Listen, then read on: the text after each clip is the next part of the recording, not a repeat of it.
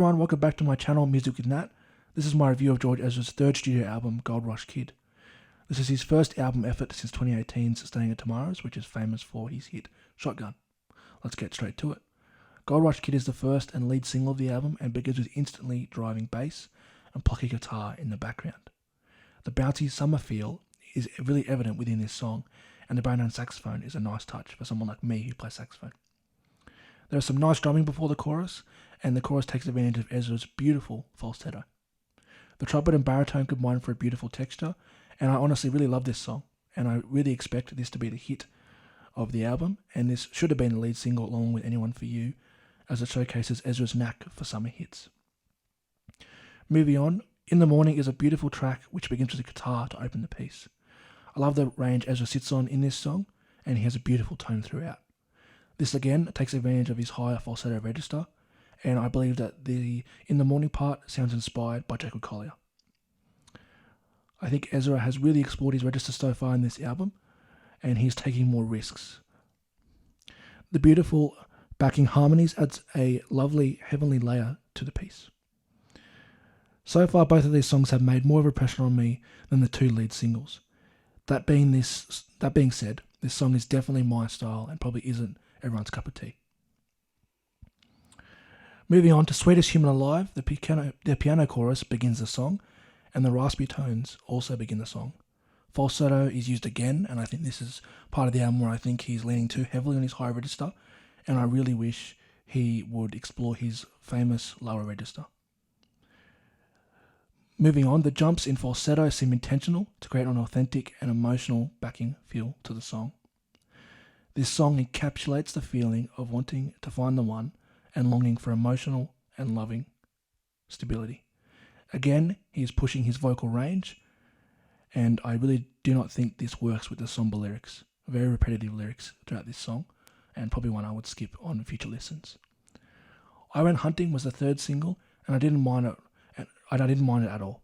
While I can appreciate Ezra experimenting with his sound and his love of the high register, his lower voice and register is unique, and I hope he doesn't lose this and the deep dulcet tones as the album progresses. Listening to again the Thinking It Again part of the song is really repetitive, and when I first heard it, I kind of thought it was a glitch. It was very, I don't know what effect he was going for in this part of the song, but it was very weird to my ears. I thought kind of like a record scratcher that the song was just not working, but it wasn't intentional. I've heard it since, and I still think it's very weird. So, really, this song is, I think it's either that you love it or hate it. It'll go either way. It's either your song or not. To me personally, I didn't really take to it. Moving on again, I Love Somebody also struggles with the contrast of the happy instrumental to the grim lyrics. This song is really about loving someone else in an attempt to transfer any love and self-care you have for yourself. It's a pretty boring song overall, and again, along with I Went Hunting, I probably wouldn't come back to this one.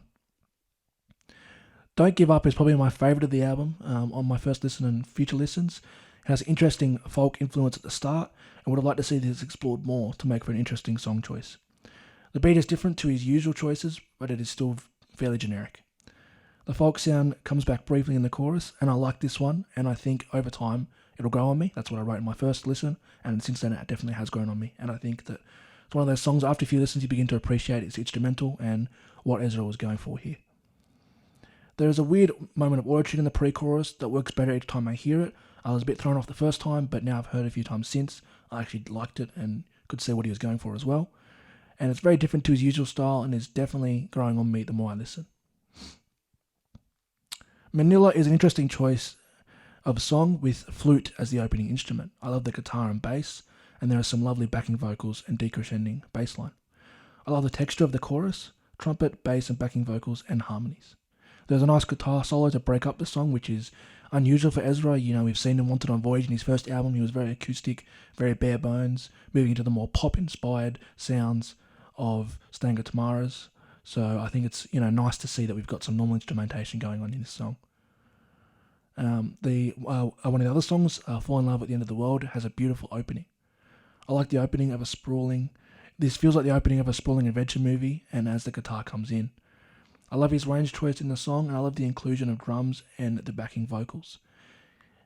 His vocal choice of the word "we" is a tad off-putting, and I can see the song growing on me as I listen more. Again, this song plays to his strengths, a catchy song playing on an individual's desire for love, like most of this album seems to be so far.